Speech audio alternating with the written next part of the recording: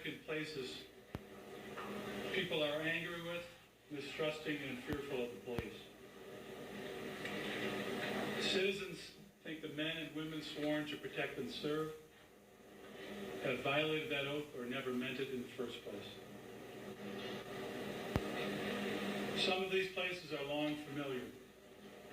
New York City and Baltimore. Some are unfamiliar until incidents there laid bare the divide between the people and the police. Ferguson, Missouri. North Charleston, South Carolina.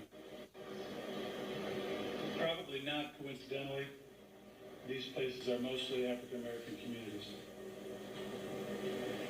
Cleveland, too, is one such place.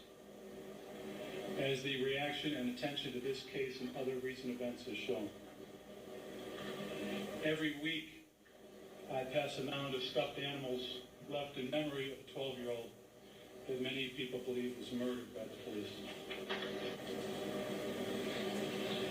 This animosity toward the police is fed not just by stories that TV watchers and internet clickers are attracted to, but by police officers' affronts, intended or not, to honest people treated as criminals,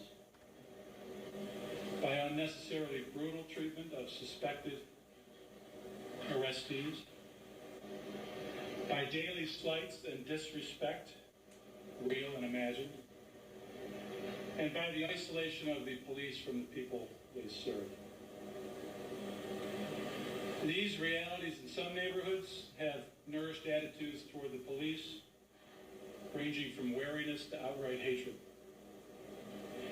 And these feelings existed long before they gained prominence through the proliferation of smartphones, surveillance cameras, and other recording devices that let pictures and news of violent police-citizen encounters quickly saturate the internet.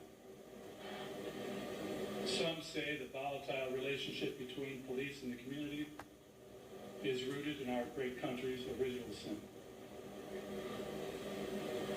Whether it is or not, that sin won't be expiated, and the suspicion and hostility between the police and the people won't be extirpated by a verdict in a single criminal case.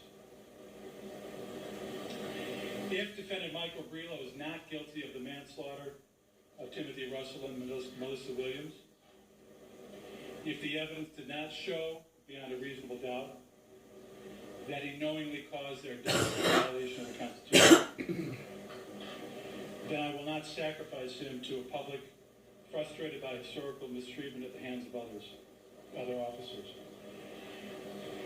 At the same time, if the evidence did prove the charges beyond a reasonable doubt, then he will be found guilty and punished as any other criminal. His badge and gun offer no special protection here. He and I took similar oaths to support and uphold the Constitution. If the evidence shows that he violated his, he can be sure I will honor mine. But whatever the verdict, it is a conclusion about the evidence in this case only. If he is guilty, it doesn't mean the entire Cleveland Police Department is dysfunctional, incompetent, and uncaring. If he is not guilty, the verdict does not mean the department covered itself in glory on November 29th. And guilty or not guilty, the verdict should be no cause for a civilized society to celebrate or riot. Whatever the outcome, two people are still dead, and the defendant's life is forever changed. I have Mr. McGinty and Mr. D'Angelo a 35-page verdict that I will spare you the reading of the entire thing. There are probably 10 pages or so that I do want to read on the record in open court. The rest, of course, you will have in moments.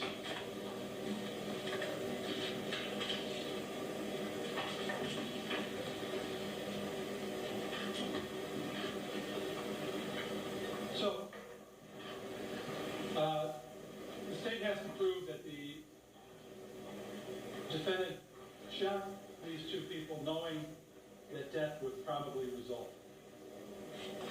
But the state also had to show that the conduct was the actual cause of the deaths of Russell and Williams.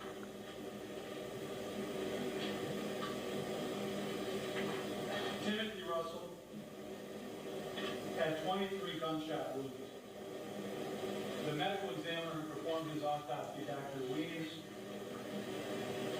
numbered the wounds sequentially in cephalocaural head to the toe order, not the order they were sustained. So that wound number 1 is at the top of Russell's head, wound number 2 lower on the head, and so on down to 15 each. Of the 23, both wounds 1 and 2 to the head would be fatal, taken alone. The 9 wounds labeled as 15A through 15H together would be fatal combined.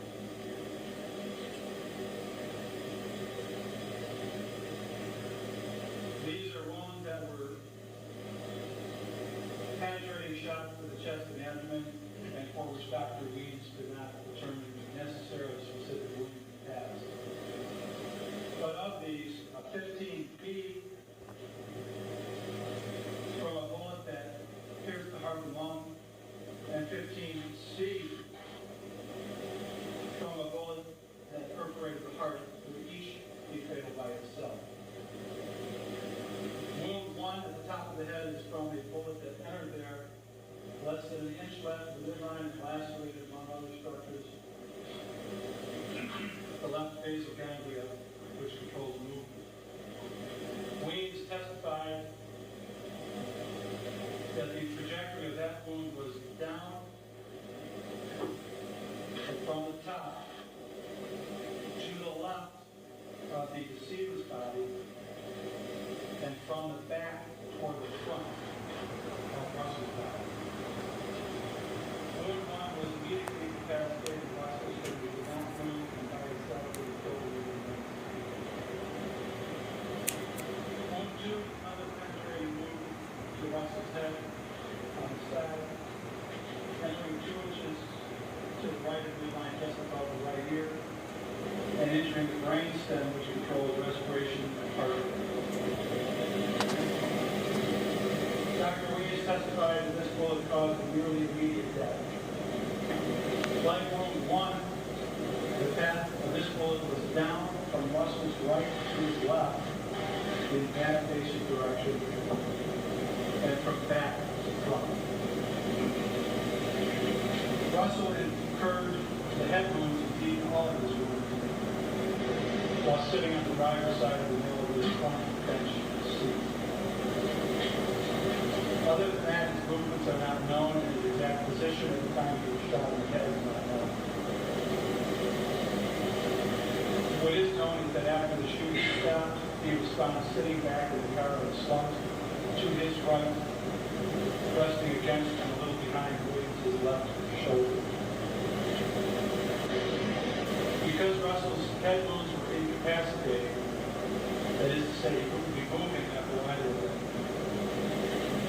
and because they were so close to each other with such similar trajectories, they either came from the same gun in rapid succession, or nearly simultaneously with 2 separate shooters positioned near each other, and that shooter or those shooters would have been to his right on the car's passenger side.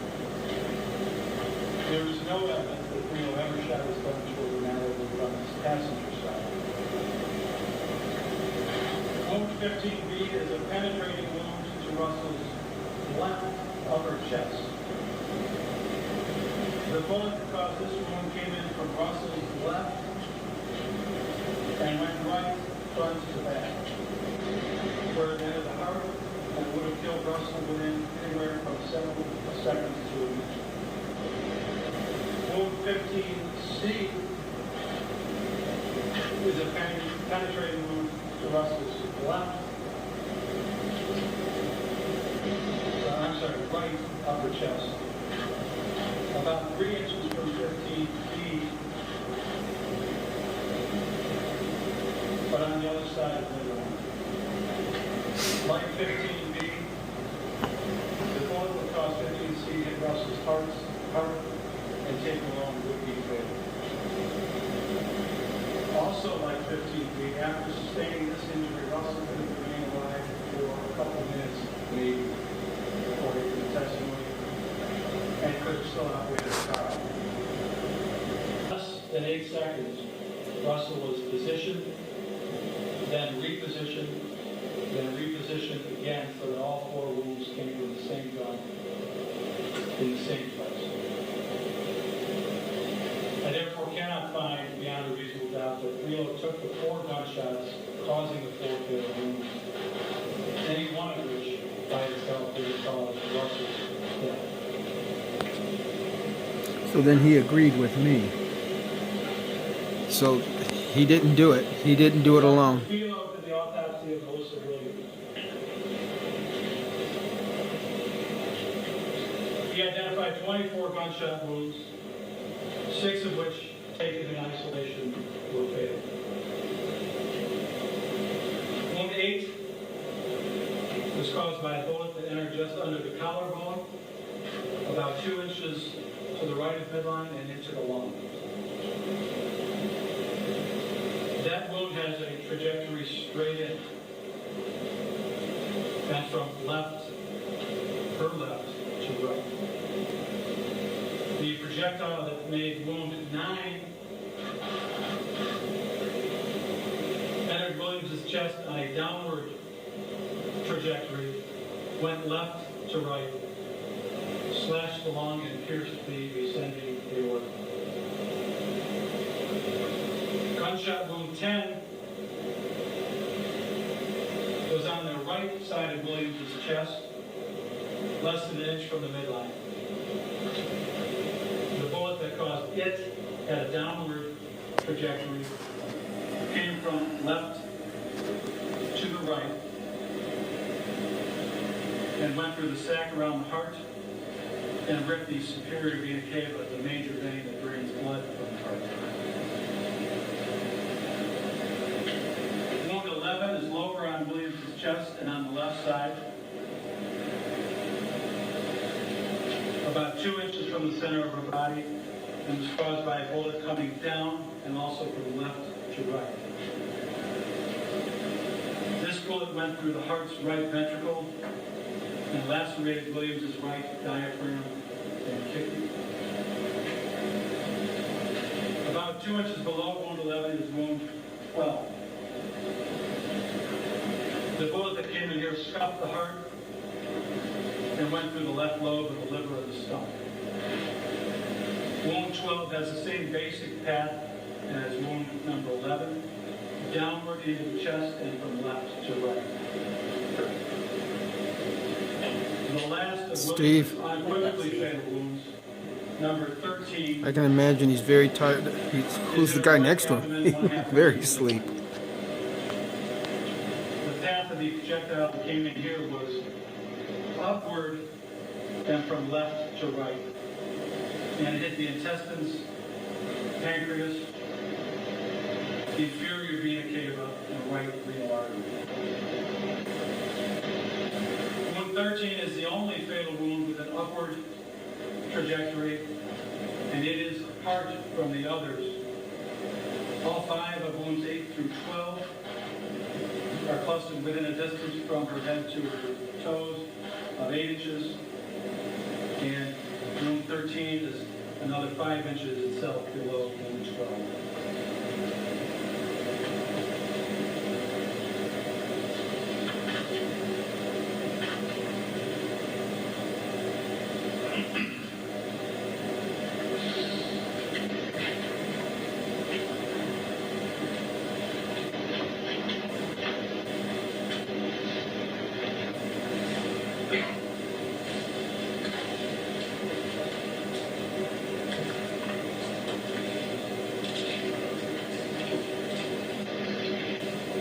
Dr. Belo describes all of wounds 8 through 11 and 13 as pre-mortem.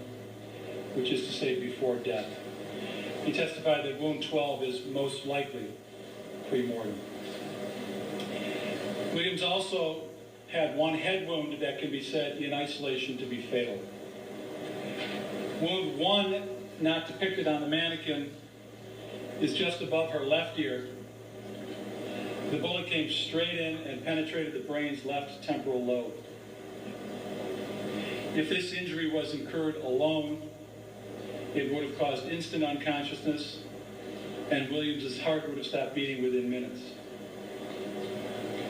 Yet the party's experts differ on whether the lethal shot to the head came after Williams was already dead. Dr. Belo classified it as post-mortem because it is non-hemorrhagic, not bleeding. Dr. Rowe, the expert for the defense, characterizes it as perimortem, meaning the injury happened around the time of death, but whether it came before or after the cessation of life, the legal definition of death, can't be determined. Dr. Belo did agree that the term perimortem is an accepted term of art in pathology, and it is not just a hedge for a doctor unwilling to opine whether an injury is pre or post-mortem.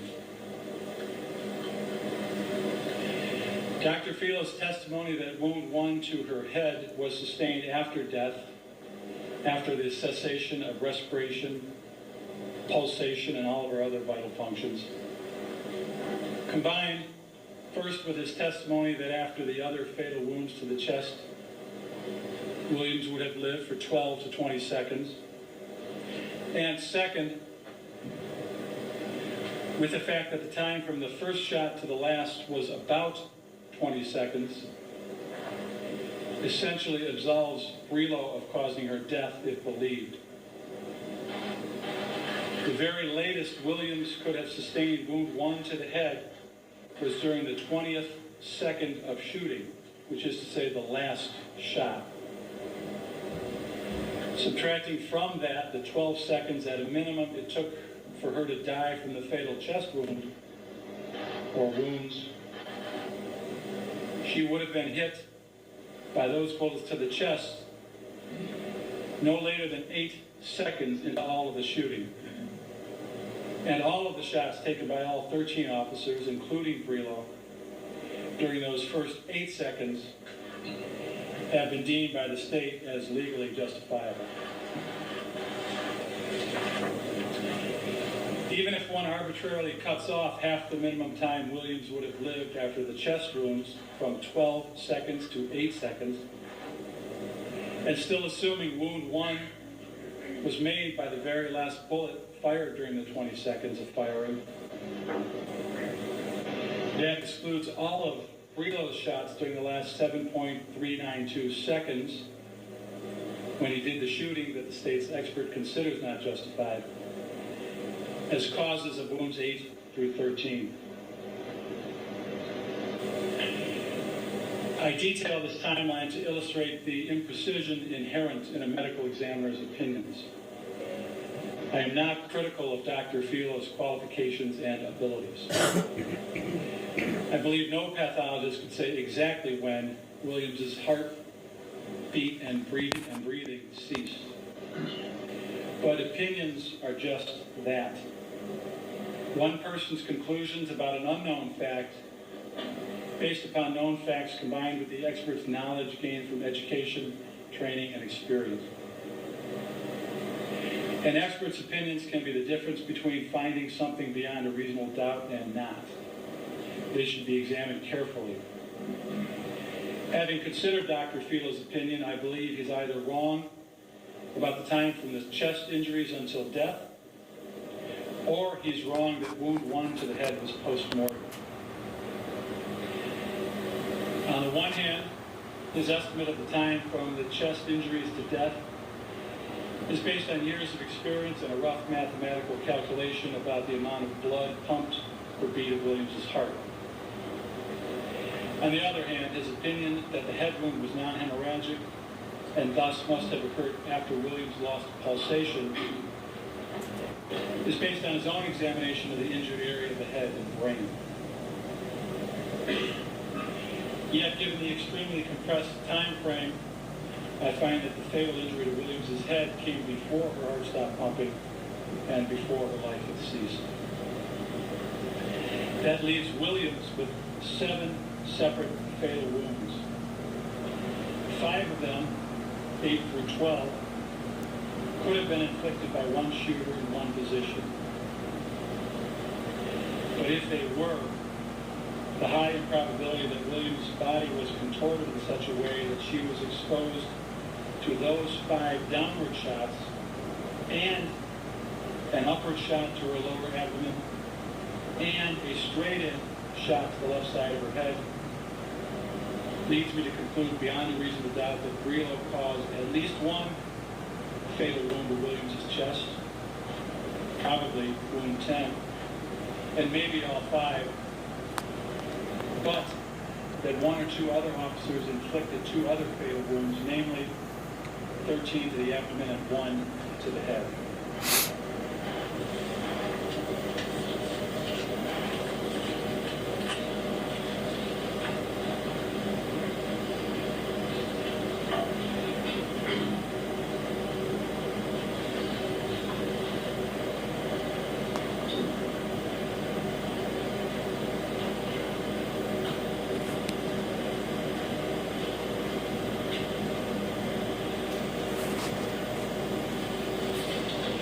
Given these facts about the wounds to Timothy Russell and Melissa Williams, I cannot find beyond a reasonable doubt that Belo took the 4 gunshots, causing Russell's 4 fatal wounds, any one of which would have caused Russell's death. I do find beyond a reasonable doubt, as with Williams, that he caused at least one of them. I find it possible, but not beyond a reasonable doubt, that he caused 2 of them. I cannot, however, as mentioned, find beyond a reasonable doubt which of the 4 fatal wounds he caused.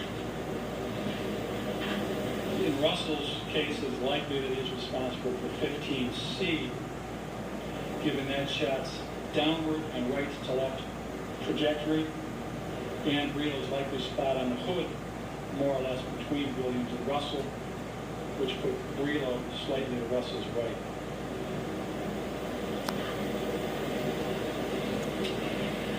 So, for both Timothy Russell and Melissa Williams, I have found beyond a reasonable doubt that Belo fired at least one shot which by itself would have caused Russell's death. But proof of voluntary manslaughter requires a finding beyond a reasonable doubt, either that his shot alone actually caused the death, or that it was, to use the words of Justice Scalia from Burrage versus the United States, the straw that broke the camel's back.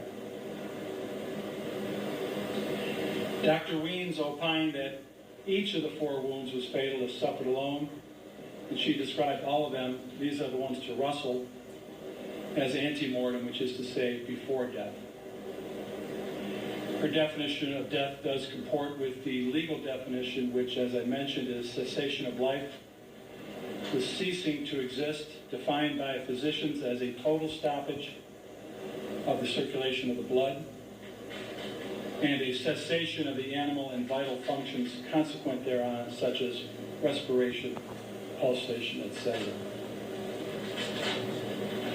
In other words, since they were pre-mortem, any of these 4 wounds caused the death, and not necessarily the first to hit Russell, since the time from injury to cessation of life varied depending on the wound. In the end, as to Timothy Russell, Dr. Weens could not offer an opinion on which ante-mortem wound caused death first, leaving me as the finder of fact to guess at which of the 4 undoubtedly deadly bullets caused the cessation of life. Guessing and being convinced beyond a reasonable doubt are not compatible. Brelo's deadly shot would have caused the cessation of life if none of the other 3 were fired on Timothy Russell, but they were. and that fact precludes finding beyond a reasonable doubt that Russell would have lived but for Brelo's single lethal shot.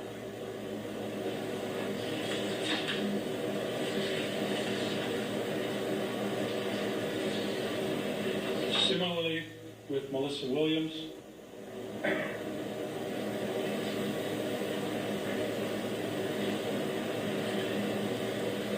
I find that one or two other officers inflicted two other fatal wounds, as I mentioned, 13 to the abdomen and 1 to the head. So with these killing wounds from one or two people other than the defendant, I cannot find beyond a reasonable doubt that but for Brelo's fatal shot or shots to Williams' chest, she would have lived. As with count 1, I therefore find on count 2 that the voluntary manslaughter of Melissa Williams excuse me,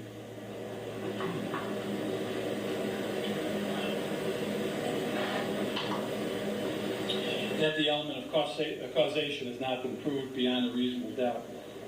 Having said that,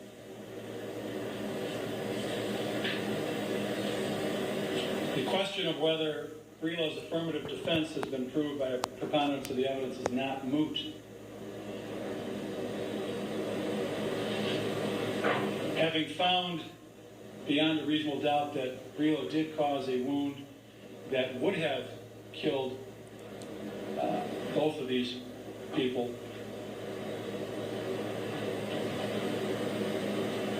and having concluded that both of them lived for some moments, however brief, after those killing shots, he may still be found guilty of the lesser included offense of felonious assault, defined as knowingly causing serious physical harm. It is therefore necessary to address his claim of legal justification. Excuse me. First, I find, if not strictly as a matter of law, that as a matter of practicality, his claim of legal justification is an affirmative defense that he is required to prove by a preponderance of the evidence. But a preponderance of the evidence is a lesser burden than proof beyond a reasonable doubt. A preponderance is the greater weight of the evidence and only requires the belief that something is more likely than not.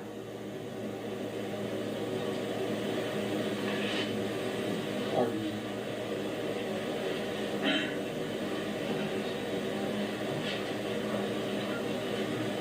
The Fourth Amendment to the United States Constitution provides that the right of the people to be secure in their persons against unreasonable searches and seizures shall not be violated.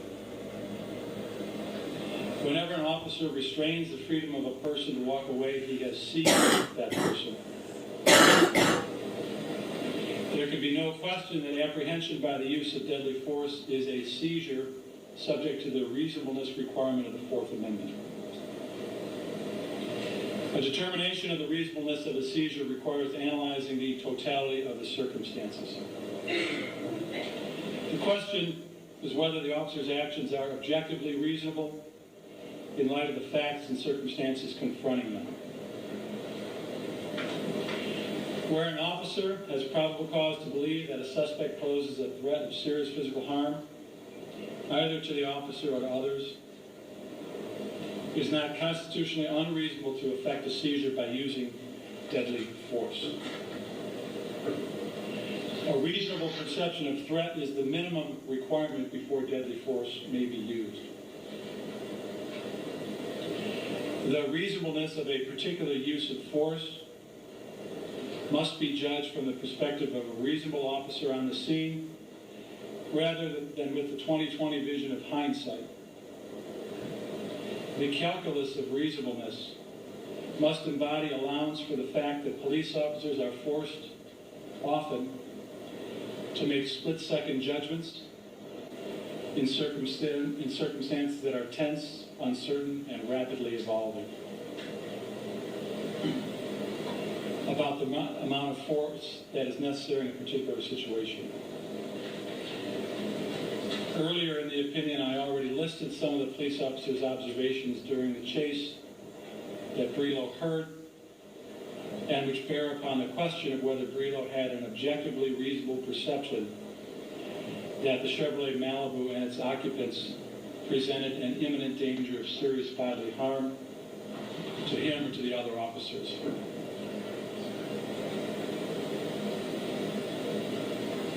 The initial report from Officer Van that someone in the Malibu popped off a round. Officer Seifers called that the passenger looked angry and was pointing a gun out the back window.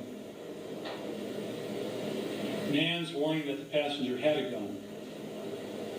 Seifers saying that the passenger is turning back around again, pointing a firearm. And another officer's call that Williams was possibly loading a weapon. Belo was also aware of the length in both distance and time of the chase.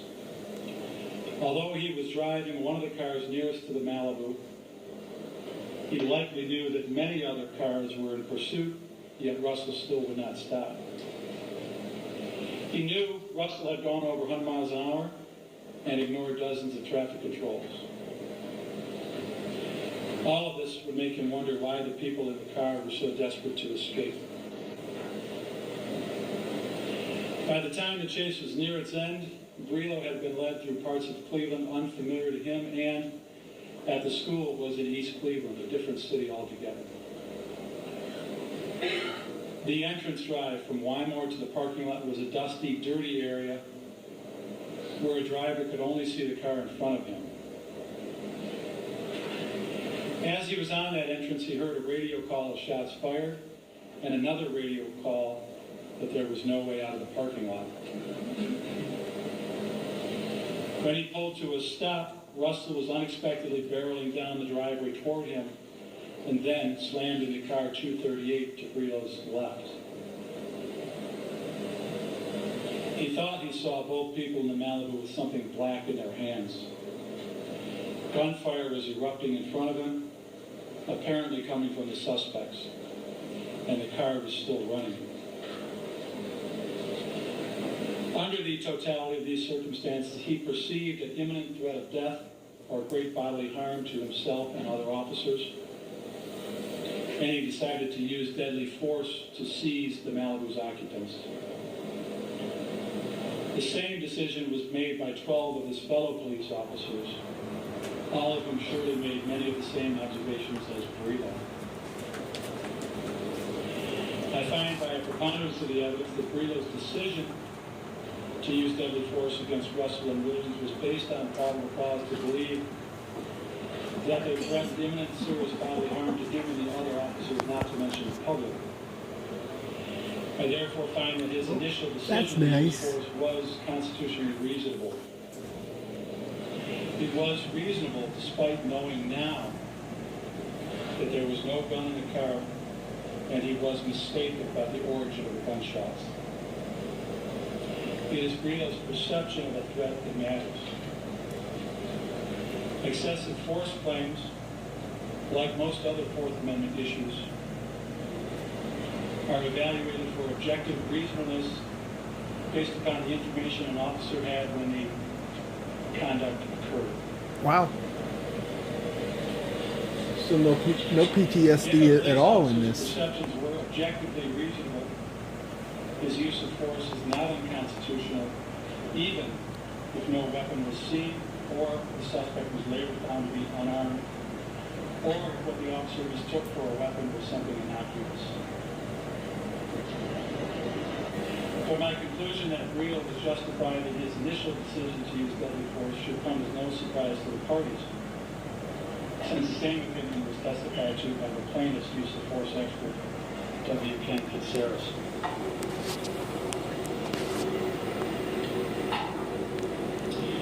The real dispute between the defense and the prosecution is whether Brelo's probable cause to use deadly force continued through to the conclusion of the shooting or disappeared about 8 seconds before he stopped shooting when he took an elevated position on his own car and then the Malibu. A review of Katsaris' testimony is valuable for perspective on this ultimate issue.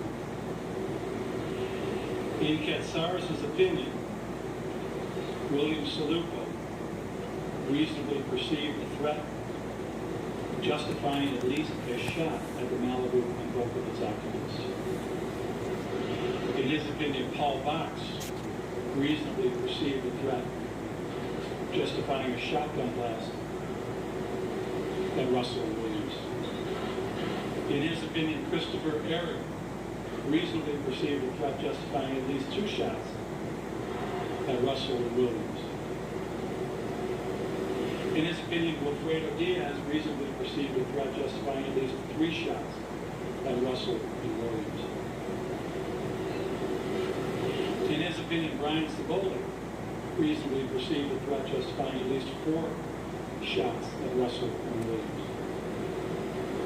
In his opinion, Michael Farley reasonably perceived a threat justifying at least 4 shots at Russell and Williams. In Katsaris' opinion, William Demchak reasonably perceived a threat justifying at least 4 shots at Russell and Williams. In his opinion, Randy Patrick reasonably perceived a threat justifying at least 9 shots at Russell and Williams.